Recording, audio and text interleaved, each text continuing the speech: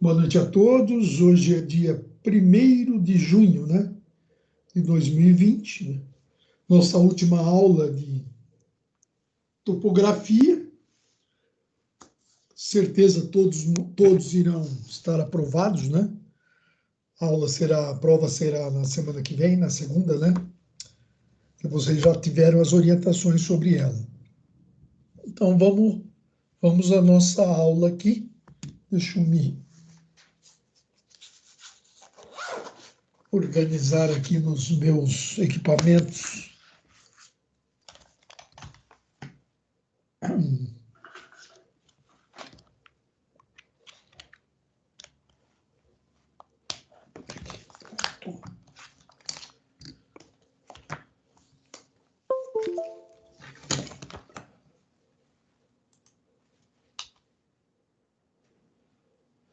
Vamos hoje conversar, né, sobre o sistema de posicionamento global GPS, tá? Já está tudo em ordem aqui, minha caneta. Tá. Vou trocar aqui, marca texto, pegar aqui. Então, noções de geomática, né? Geomática é todo o processamento, né, de georreferenciamento para identificação, né, de qualquer ponto na superfície terrestre, né? Então, vamos lá. Então, a questão do geoprocessamento, né? Geoprocessamento é processar as informações de referência, ou de um veículo, de uma pessoa, de um navio, de um avião, né? E assim por diante, né? Então, no processamento, né? Nesse processamento aí, né? Trocou.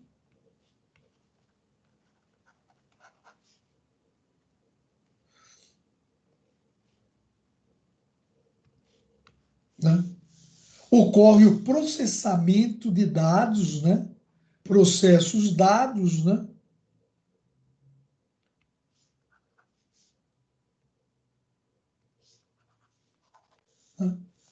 Criando um banco de dados, ó, que permite, pessoal, fazer complexas análises, né?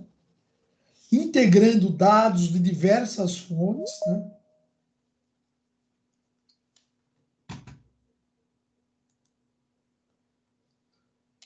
Utilizando o quê, pessoal? Técnicas, né?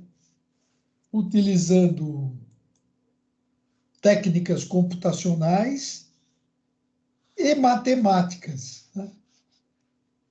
Que tratem as informações geográficas obtidas, né?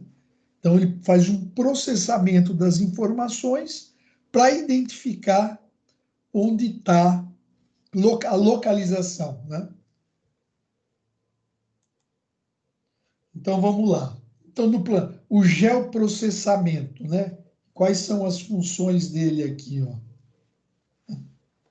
Ele trabalha no planejamento urbano, né? Ele trabalha, ajuda nas questões de recursos naturais, por exemplo, localização de minérios, né, que possam ter retorno econômico para o país. Na parte de cartografia, que nós já vimos, né, a elaboração daqueles mapas lá, né, mapas e outras questões como topografia, né, levantamentos topográficos e assim por diante, né? Então, toda essa parte de geoprocessamento, né, isso provavelmente deve cair na prova de vocês, né, esse tema aqui. É um tema que o pessoal gosta muito, mas eu realmente nessa prova eu não tive participação.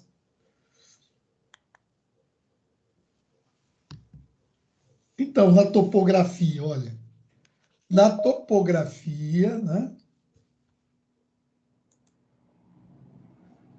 o uso do GPS, o que ele faz para a gente? Ó, né? nos dá o posicionamento da superfície terrestre, né, através de ferramentas computacionais, onde ele trabalha os dados obtidos em campo, né? Você posiciona lá o teu receptor, né? O sinal é enviado para o satélite, né? O satélite trata as informações e devolve, né, para aquela posição onde você está. Isso daqui nós vamos ver em um pouco mais detalhe, né? Então, após esse tratamento dos dados, pessoal, o que nós podemos usar, né? Nós podemos usar para a produção de mapa topográfico, cadastro urbano e rural, né? Organização de dados demográficos, econômicos e sociais. Vocês lembram daqueles mapas, né, que nós vimos de populacional, que mostravam, né, as moradias, as residências muito mais no litoral.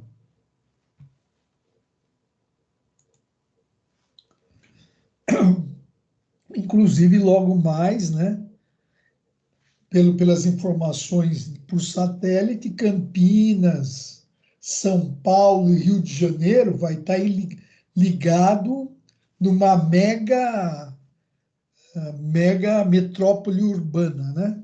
Isso mais alguns anos, né?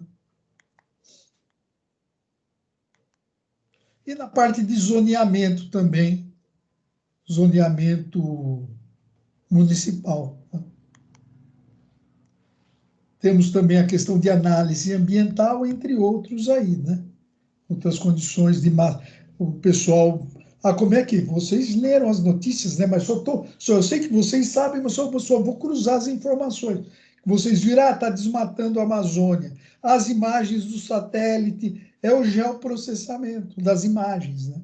Ele faz uma análise com a situação anterior com a situação atual.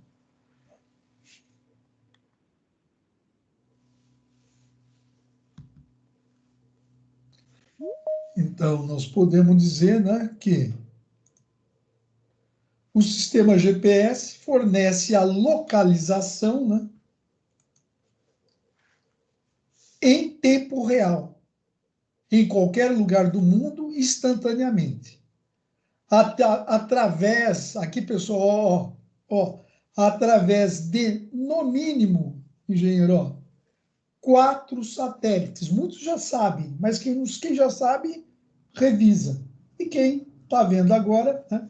Então, o GPS, ele sempre referencia, pessoal, engenheiros, com 4 satélites, está vendo o nosso posicionamento aí, né? Localizados acima do horizonte do observador. Então, já tem as velocidades dos satélites, já são calculados para, em qualquer lugar da Terra, ter 4 satélites sobre aquela determinada região. E daí, ó, o GPS, né, mede a distância de pontos com coordenadas conhecidas e pontos na terra, no mar e no ar, né? E tudo que possa ser determinado, né? Tudo que possa ser determinado. Vamos lá.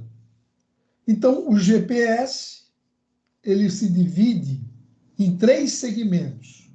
O espacial, que vocês já até desconfiam do que vocês acham que seja, né? A parte de controle e a parte do usuário. Então, os GPS são espacial, controle e usuário, né? Que é até meio óbvio, né? Aqui, ó.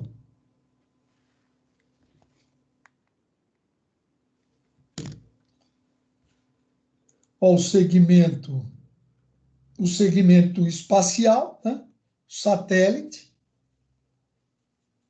O segmento de controle, as torres de controle que fazem o geoprocessamento e o usuário final, né? E o usuário final. E nós temos, vou falar mais, são 24 satélites, mais 7 satélites, aproximadamente 7, preciso Logo em seguida temos esse número aí, que ficam de reserva também orbitando. No segmento espacial, possui uma constelação de satélite, né? 24 satélites titulares, e 7 reservas. E são não geostáticos. O que seria ser não geostáticos? Eles têm uma velocidade diferente da velocidade da Terra, né? Eles não estão na mesma posição. Eles têm o dobro da velocidade da Terra. Eles dão 2 voltas em torno da Terra por 24 horas, né? Para permitir aquele acompanhamento lá, né? Vamos lá. Admitir todos.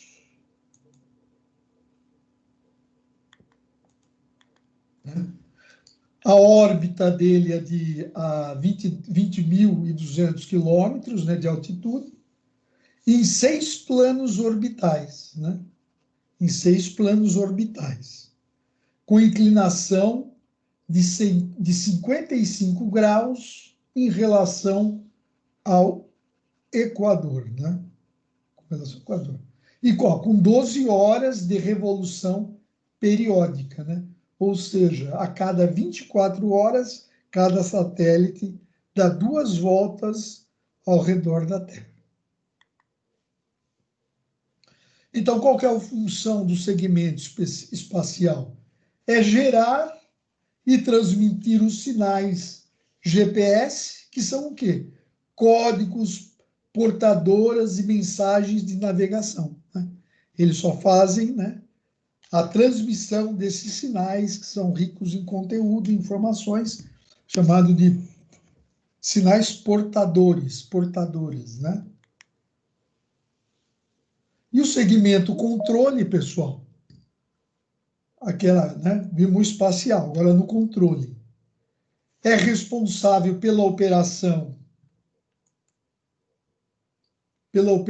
do sistema GPS, né?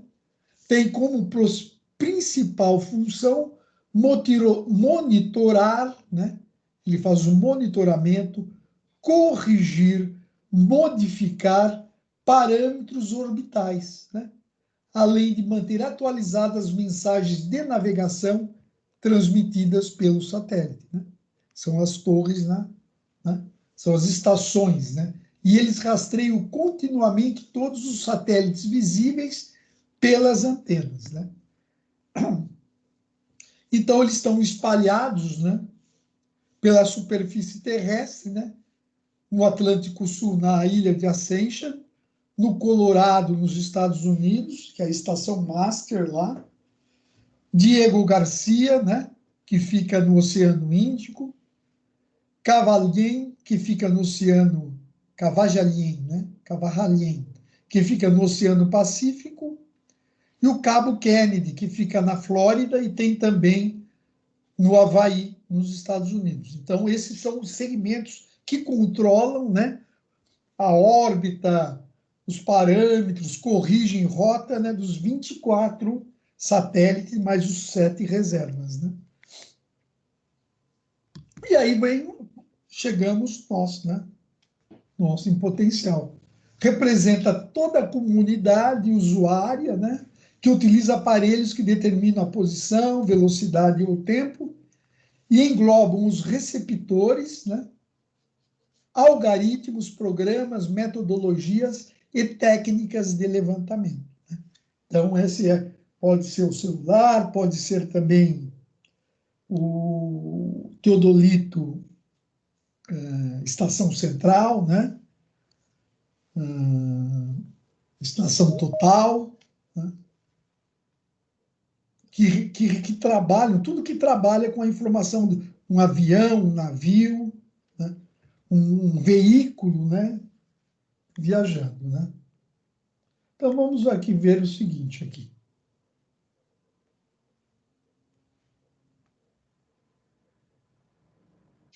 Humanos têm olhado para os céus para encontrar direções desde os tempos antigos, quando estrelas e constelações no céu noturno nos ajudavam a saber onde estávamos e para onde estávamos indo. Hoje em dia, tudo o que precisamos é de um dispositivo com GPS embutido, como um de nossos aparelhos celulares. Que, inclusive, se você quiser saber por que chamamos eles de celulares, você pode conferir no vídeo que vai aparecer no card, aqui no cantinho. Mas, apesar de não precisarmos mais usar as estrelas, ainda dependemos de objetos lá em cima para ter essas informações. O GPS, sigla em inglês para Sistema de Posicionamento Global, é um sistema formado por mais de 30 satélites que orbitam a Terra, de forma que em qualquer lugar do planeta, no mínimo 4 satélites estão cobrindo aquela área, e cada satélite completa 2 voltas ao redor da Terra a cada 24 horas, em uma sincronia com uma precisão altíssima. Cada um dos satélites que formam o GPS transmitem um sinal único que possui, entre outras informações, a sua identificação única, sua posição e o horário atual. O aparelho receptor, que está continuamente esperando por escutar essas transmissões, calcula a distância entre ele e o satélite com base no tempo em que o sinal demorou para ser recebido. Esse mesmo cálculo é feito para todos os satélites que estiverem disponíveis naquela área. Então, através de cálculos geométricos de triangulação, a sua posição é encontrada. Com apenas 3 satélites já é possível encontrar suas coordenadas de latitude e longitude. E com a adição de mais um satélite, é possível calcular também a sua altitude. E por isso, em qualquer lugar do mundo, existem no mínimo 4 satélites GPS disponíveis, para que você possa sempre ter informações de latitude, longitude e altitude.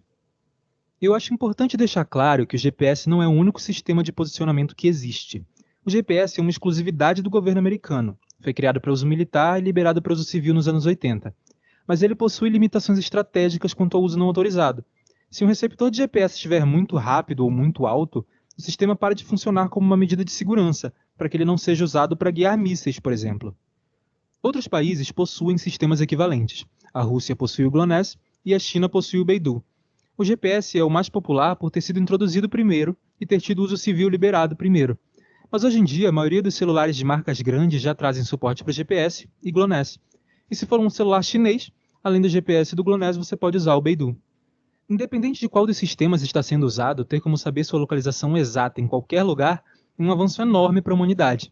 E nessa série nova, Como as Coisas Funcionam, eu pretendo explicar de uma forma simples o funcionamento de algumas coisas do dia a dia. Eu comecei com GPS, já estou com ideia de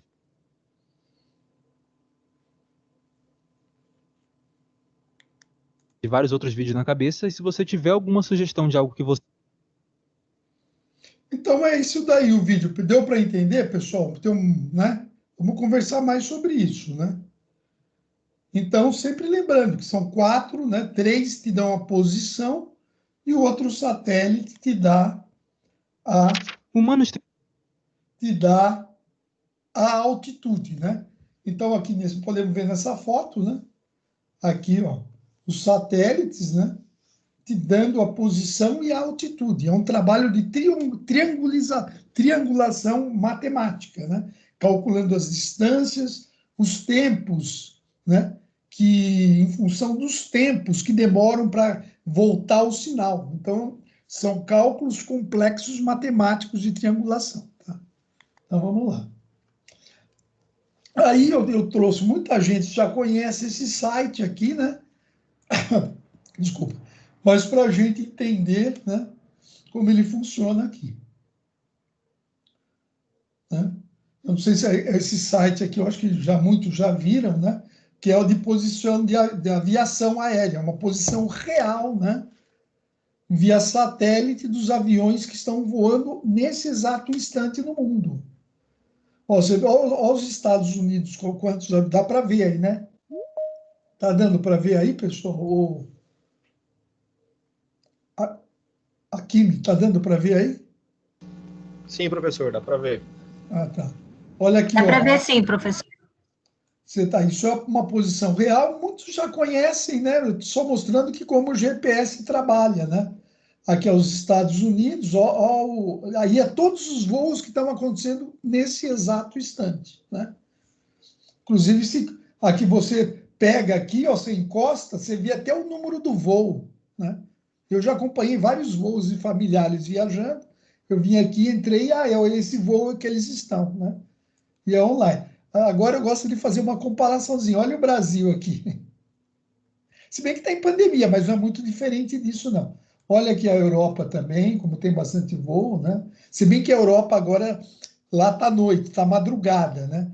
Aqui nos Estados Unidos, aqui, principalmente nessa região oeste aqui, no litoral do Pacífico, ali na Califórnia, agora é tarde lá ainda, né? Lá é tarde. Então, olha os voos que tem lá, aqui, né? Aqui é o Havaí, ó, né? Olha o número de aviões que estão tendo ali no Havaí. Então, aqui em São Paulo está meio parado porque é pandemia, né? Mas ainda assim, São Paulo é onde concentra maior número de voos. Tem um pouco mais do que isso, mas também não é muito, não chega, nunca chega. Uma observação também aqui na Venezuela, ó, até porque eles, não sei se eles estão. Eu acho que tem poucos voos na Venezuela, né? Também. Aqui também, vamos na China, aqui, ó. Aqui é a China, pessoal, ó, bastante voo. Também é o Japão aqui, ó. A Austrália também tem um. Aqui, ó, Nova Zelândia, ó.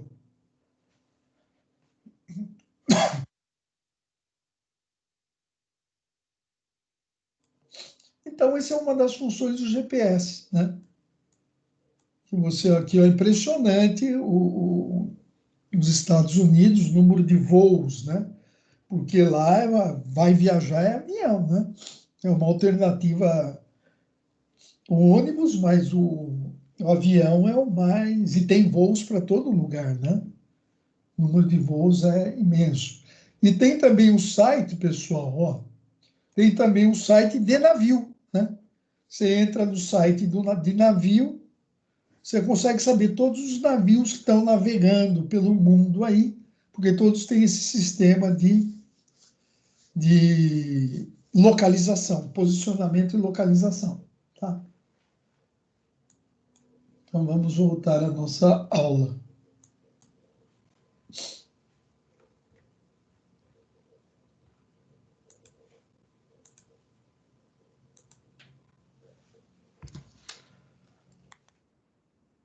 Né? No funcionamento do GPS, os satélites componente do sistema transmitem continuamente um sinal de rádio, né?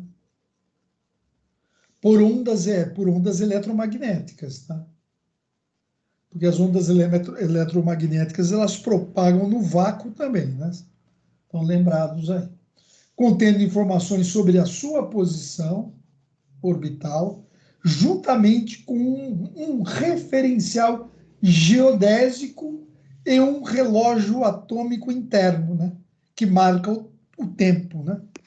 Que vai justamente fazer, né? Na hora que manda o sinal, calcula essas distâncias, as triangulações, em função desse relógio interno atômico, né?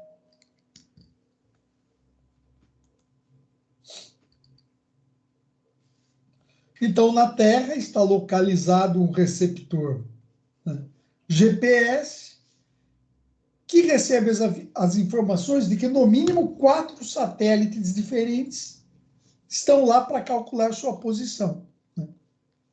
A onda portadora, ó, a onda portadora, né, das informações contidas, né, é transmitida pelo satélite e modulada imediatamente antes de ser transmitida pelo espaço, modificando o sinal eletromagnético para que esse transporte, para que esse faça o transporte das informações necessárias de posição e tempo do satélite no momento da emissão do mesmo, né?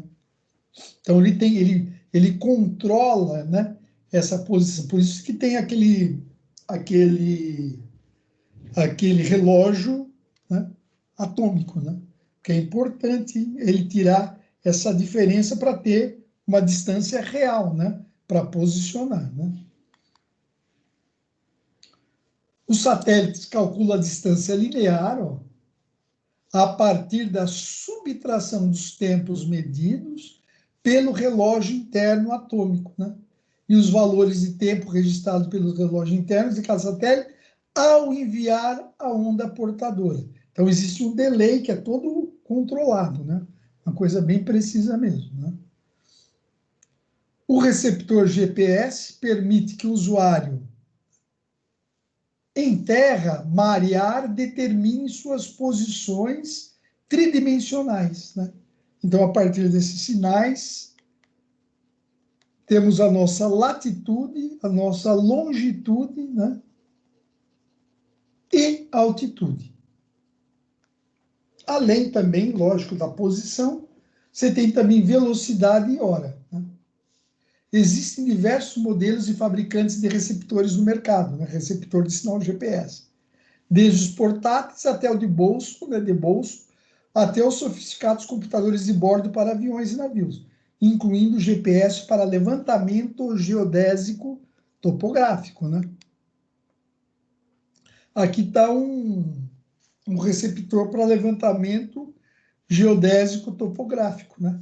Esse é o modelinho dele aqui. Né? E ele muitas vezes já tem programas de cálculo de dados que não precisa nem passar para um computador, né? Não precisa nem descarregar as informações do computador. Hoje você precisa descarregar e eles fazem os cálculos, né?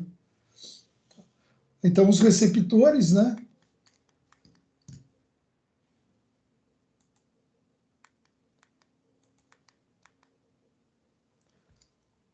Os receptores, né? O receptor é aquele aparelho lá que nós vimos. São pequenos computadores, pois recebe e decodificam os sinais dos satélites, obtendo vários dados, né? Sistemas de medidas, ó, sistemas de referência, sistemas de coordenadas e armazenamento de dados, né? Você vai lá e você coloca o meu o meu x0, meu 00 é aqui, né? Daí você faz, direciona, posiciona ele em vários pontos, ele já coloca as coordenadas, né? Para você do seu terreno e já calcula a área, já faz tudo, né? Já calcula até as curvas de nível também, imediatamente, né? Ó, e alguns possuem até mapas salvos em sua memória, né? Você já tem em sua memória, por exemplo, o estado de São Paulo em mapa. Ele já te coloca a área onde está tudo certinho, de altíssima precisão. Né? Então, aqui, ó, o GPS ele pode fornecer, pessoal, as nossas coordenadas em vários sistemas, né? Ele pode, ó, em coordenada altimétrica, né? Ele vai te dar a altura. Longitude e latitude, aqui, ó, que é esse cara aqui, ó. Na projeção UTM, que é Universal Transverse Mercator, né? Aquilo que nós vimos, né, aulas atrás, que tinha aquele fechamento angular na latitude e na longitude para reduzir muito a questão, né, da forma esférica da Terra, né? Então, é o Universo Transverso Mercator, né? Pode cair isso daí, viu? E tem também as questões, ele pode fornecer a longitude, né, no globo, né? Que são as coordenadas geodésicas, pessoal, ó, coordenadas geodésicas, né? É a latitude e a longitude, né? A latitude, ó, a latitude é aqui, ó, né? As latitudes, né? Latitude é aqui e a longitude é aqui. Ó. Longitude na horizontal e latitude na vertical, né? Então, o GPS ele pode fornecer, depende do teu receptor, né? Ele pode te fornecer em um desses sistemas aí. Também fornece coordenadas planimétricas que são constituídas de um par de números, né, alfanuméricos, né, que descreve o que? A posição de um ponto no espaço, no caso cartográfico, né, e adota-se a latitude e a longitude na forma angular, que é as coordenadas geodésicas, né, pessoal? A latitude e longitude são as coordenadas geodésicas. Ou métrica, né? Como nós vimos aqui, ó. Métrica, né? Que é a Universo Transverso de Mercator.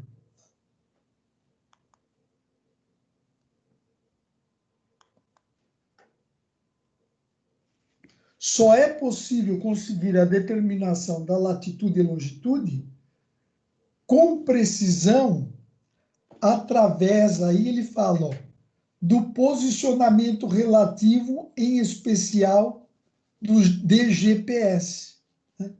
Que é um diferencial global, ó, é diferencial, D é de diferencial, né? É o GPS, o Global Position System, mas que ele dá com um diferencial para você poder determinar a latitude e longitude, né? Que é uma condição de referencial a mais, né? Ó, existem diversos tipos de posicionamento, né? Citam-se os três, ó, agora é posicionamento, né? Quais são? Posicionamento por ponto, né? Como ele identifica, né? É o GPS. Posicionamento relativo estático e posicionamento relativo cinemático, né? São os três tipos de posicionamento que nós vamos ver aqui. O posicionamento por ponto, né? Ele utiliza um receptor GPS e é apenas um. Ele não consegue fazer, não vai fazer nenhuma triangulação e ele usa, né, o sistema GPS de satélites. Mas como ele tem apenas um receptor, né, ele é utilizado para baixa precisão, para uma navegação e um posicionamento de baixa precisão, que é o por ponto, esse daqui, né? E o estático, ó, usa 2 ou mais receptores fixos, né? Eles ocupam as estações base móvel, observando os mesmos satélites, olha, né? Então ele vai observar para uma base maior que 20 quilômetros, ó. E confere uma grande precisão. Eu devo ter aqui, deve estar aqui, aqui, ó. Ele usa a estação aqui, né? Duas bases, o usuário, e faz a transmissão e vai fazendo a correção entre as bases, né? Certo? Peraí.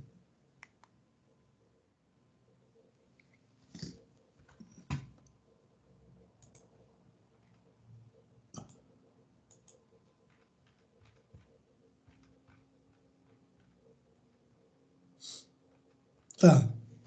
Então, esse daqui, ó, pessoal, esse aqui desse desenho é o cinemático, tá? Só conferindo aqui, esse é o cinemático. O outro aqui, ó, que é o relativo estático, né? Ele teria duas bases aqui, ó, né? Daí ele vai fazendo, né? Vai conversando entre eles, dando uma posição relativa entre eles, né? Inclusive, isso toma um tempo grande, né? De posicionar para processar esse posicionamento aqui. Como é que ele diz aqui, ó? As estações são ocupadas por 1 hora ou mais, que confere um método grande de precisão, né? Que é o posicionamento relativo estático. E daí a gente vai no posicionamento cinemático real, né? Ele usa a posição, você tem o móvel, né? O barco, avião, carro, ó, recebe dados do satélite e da estação que está transmitindo as correções, né? Por exemplo, o GPS do carro, né? O satélite passa a posição, né? Conversa aqui com a estação e essa estação vai conferindo, né? Muitas vezes você vê que no GPS ele dá uma mudada assim, é porque, deixa eu admitir mais um, porque aqui ele vai fazendo a correção, a estação, a base, né? A base em terra, né? Vai fazendo a correção da nossa navegação nessa triangulação com os satélites aí. E até para agilizar o processo, né? Até para deixar rápido a movimentação nossa aí.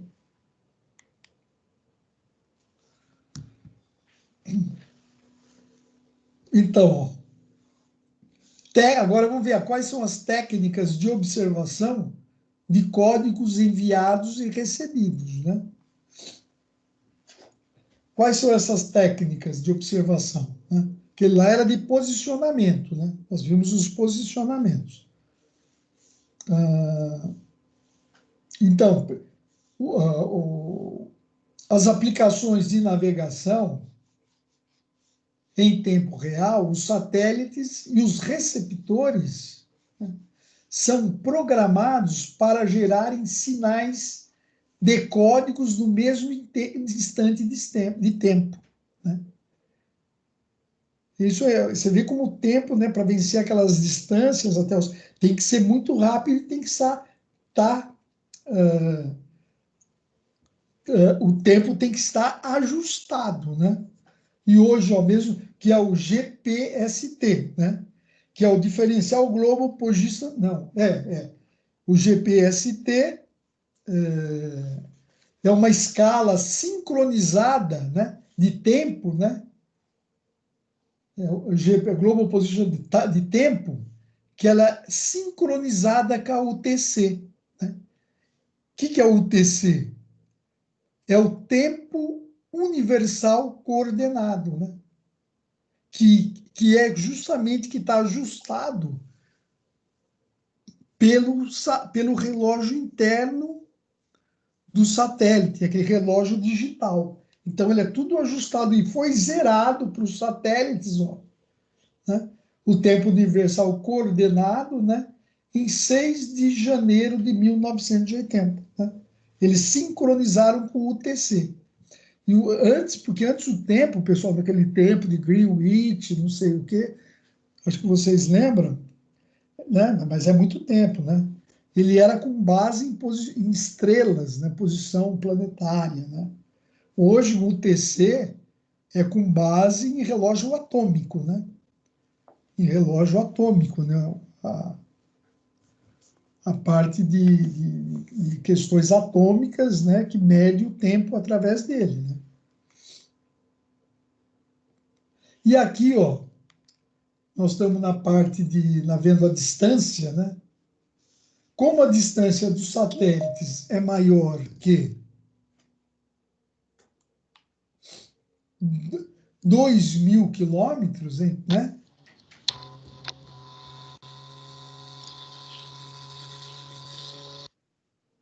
Como a distância dos satélites é maior que 2.000 quilômetros, o que acontece? Ó?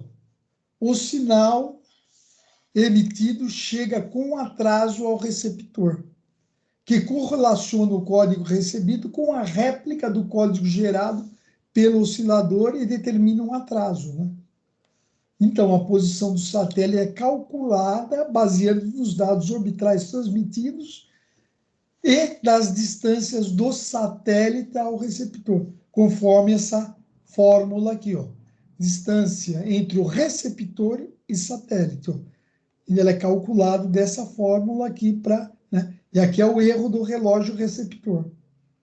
Então, assim se calcula a distância do satélite e faz as devidas correções para poder dar uma maior precisão, né, nas leituras, né, no posicionamento. Ali nós vimos, ó, só voltando aqui, né?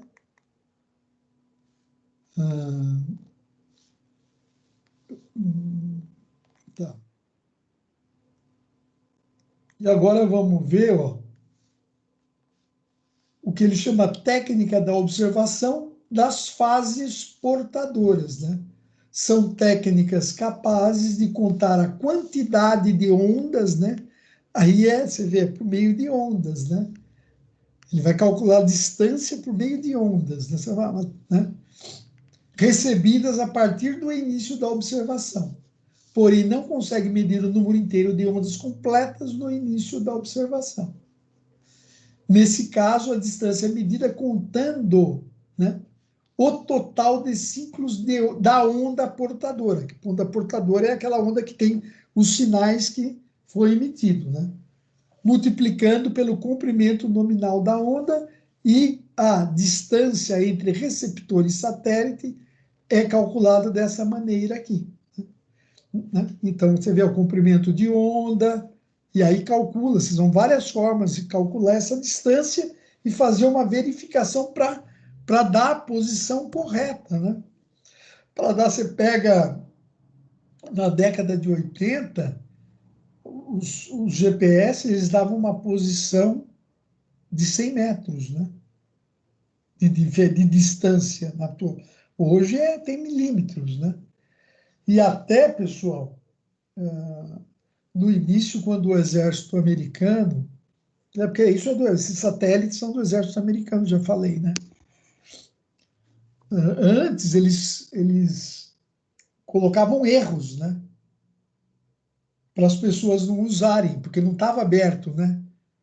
Os satélites não estavam abertos para a população, para o público mundial, né? Nem para o americano, para ninguém.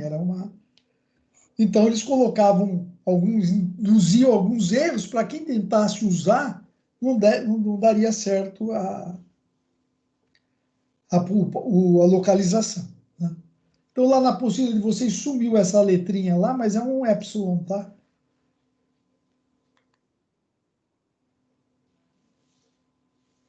Então, ele fala aqui, ó, pessoal, que as duas técnicas acima foram abordadas separadamente, né? Que a de onda e a outra de tempo e distância, mas elas são usadas juntas, né? São técnicas usadas concomitantemente, né? As mesmas envolvem aparelhagem eletrônica avançada e algoritmos muito sofisticados, né? Atualmente há no mercado inúmeros receptores de valores diferenciados que utilizam o processamento de todos os recursos e sinais possíveis, né? Então, o receptor é aquele aparelho, então o celular é um receptor, mas tem aparelhos exclusivos, né? Que posicionam, né? Taludes, faz a avaliação do rio, né? Da nascente, de diminuição de nascente, aumento de recursos naturais ou não. Mas tudo isso aqui, pessoal, pode acontecer algum erro, né? Pode ter algum erro e esses erros são trabalhados, né? Para serem reduzidos. O que eu gostaria de que a gente lembrasse foram essas questões básicas aí que eu frisei aí. E agora nós vamos ver por que existe erro no GPS, né?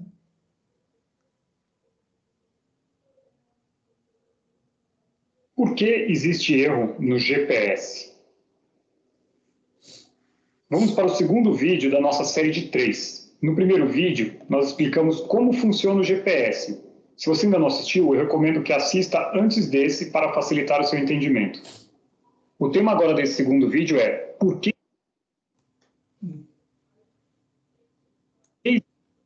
existe erro no GPS. Se você já entendeu o funcionamento do GPS, ficará mais fácil de entender.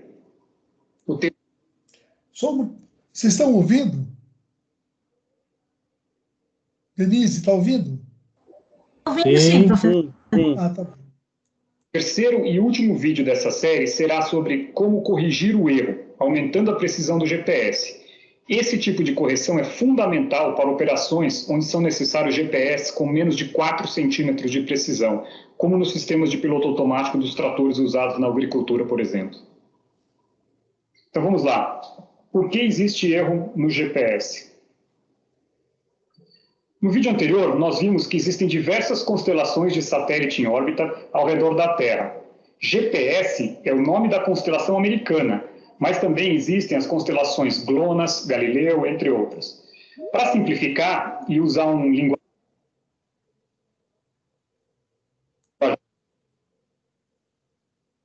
mais popular, chamamos de GPS todo o sistema de navegação por satélite, mas o correto seria falar GNSS. É por isso que usamos GPS, entre aspas, em todas as nossas apresentações. Nós vimos também que cada um dos satélites enviam para o receptor um sinal de rádio e que o receptor calcula a distância que ele está de cada satélite usando o tempo que esse sinal de rádio demora para chegar. Com as informações dessas distâncias, por trilateração, o receptor calcula sua posição. Então, O tempo que cada sinal demora para viajar do satélite até o receptor é a informação mais importante para que o receptor consiga calcular a sua posição com precisão. Esse conceito é muito importante para você entender por que o GPS do seu carro tem apenas 4 a 10 metros de precisão e não 1 centímetro. O primeiro fator que gera um erro é o erro dos relógios. Como vimos no primeiro vídeo, dentro de cada satélite existe um relógio atômico extremamente preciso. Porém, qualquer erro, por menor que seja, já gera um erro no cálculo do posicionamento. Para você ter uma ideia, o atraso de 3 nanosegundos no relógio do satélite significa um erro de 1 metro no cálculo da precisão. O segundo fator é o erro no posicionamento dos satélites. O receptor de GPS usa a posição dos satélites como referência para cálculo da sua posição. Como os satélites não conseguem voar perfeitamente sobre a trajetória programada, a precisão do cálculo da posição fica prejudicada. Em condições ideais, o sinal de rádio dos satélites viaja até o receptor sem nenhuma interferência.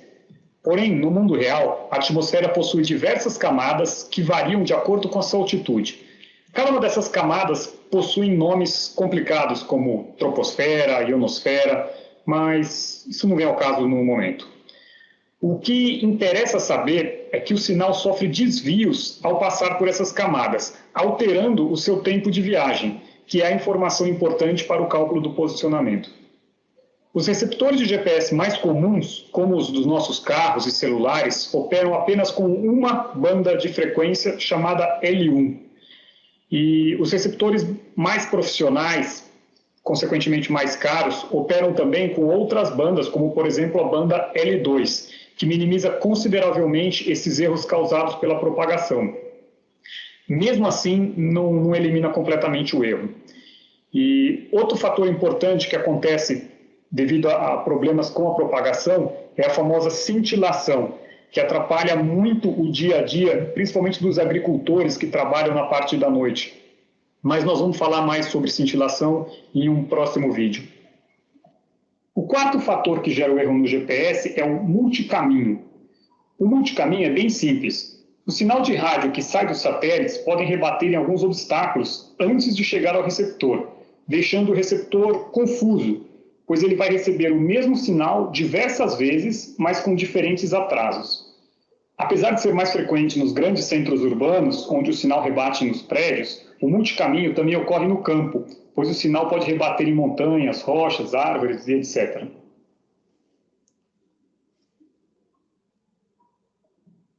Para encerrar, vamos falar da diluição da precisão, também conhecida como DOP, D-O-P. A diluição da precisão ocorre quando os satélites que nós temos disponíveis no momento estão agrupados muito próximos e não espalhados por todo o céu. É por isso que é importante nós termos muitos satélites, a maior quantidade possível de satélites disponíveis. Mas por que o posicionamento dos satélites influencia no erro? Vamos ver um exemplo. Vamos imaginar 2 satélites que têm uma distância conhecida. Porém, como nós sabemos, existe um erro, uma certa imprecisão nessas distâncias, que eu estou aqui representando por essas linhas cinzas. Assim, nós teremos áreas em comum com ambos os satélites, que são essas áreas verdes. Agora, eu vou apenas mover o satélite azul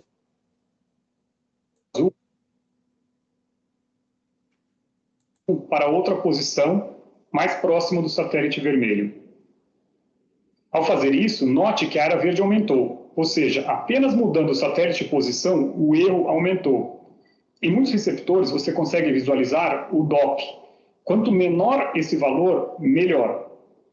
Nós vamos falar mais sobre isso no vídeo onde a gente ensina como usar o gnssplaningonline.com. Então, nós vimos nesse vídeo as causas dos erros, o erro do relógio, erro de posicionamento dos satélites, problemas na propagação, multicaminho, diluição de precisão.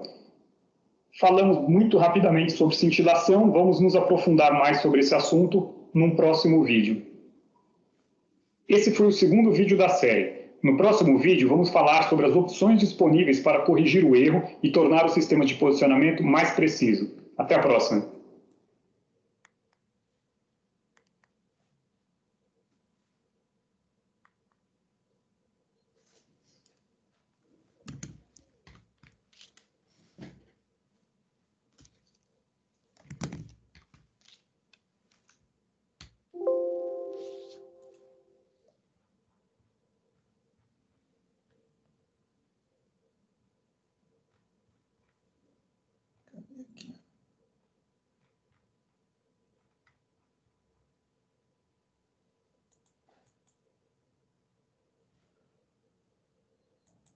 Esse é o L1, pessoal, que ele falou lá no vídeo, que é do nosso veículo aqui, né? O L1, nós temos o quê?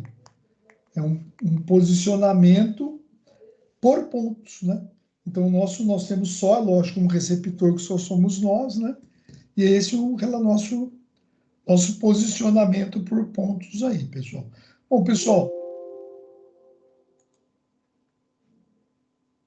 por hoje a aula era isso aí só. Né? Ô, professor, Oi, boa noite.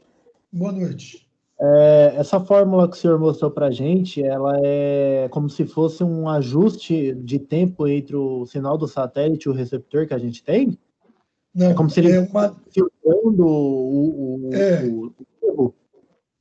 Não, exatamente. Esse ajuste, é distância e tempo. O satélite, ele conhece, né, a equação do planeta, né, da Terra.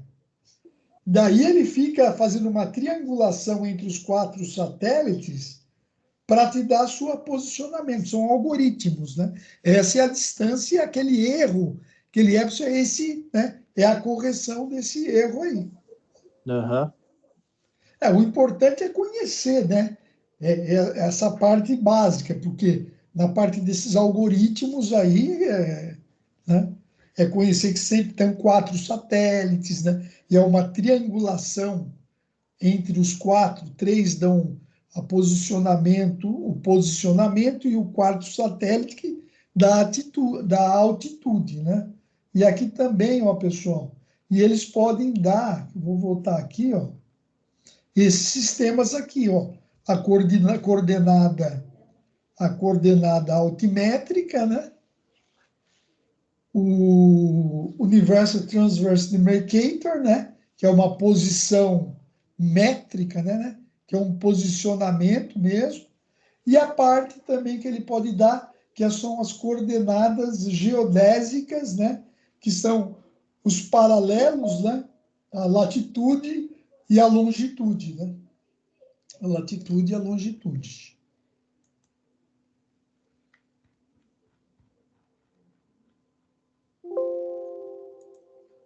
Então, seria isso por hoje, pessoal. Alguma dúvida mais? Essa parte do GPS? Tá tranquilo? Agora tem as provas a semana que vem, segunda-feira, né? Temos as nossas provas aí que vão começar. Hoje seria a nossa última aula, né?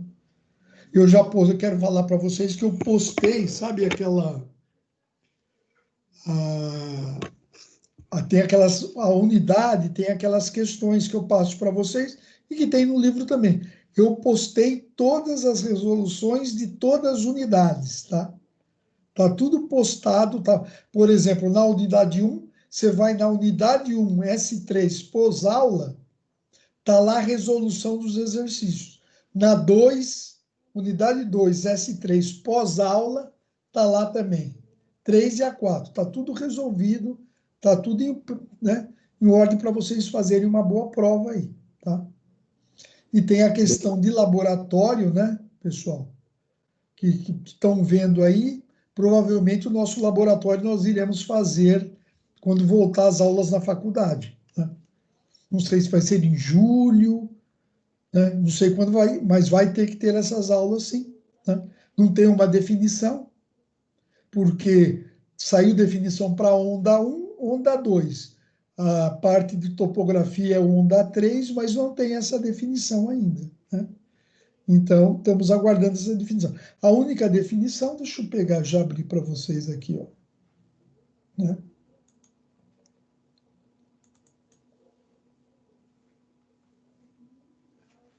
Vocês estão vendo aqui, cadê a nossa disciplina aqui, ó? Topografia e aqui, ó, né? Onda 3, ó, como vocês podem ver aqui, ó, retorno das atividades presenciais da unidade. Então, nós vamos fazer 20 horas de aula, né, no nosso retorno lá na parte de topografia e georreferenciamento. Vamos fazer um levantamento planialtimétrico lá.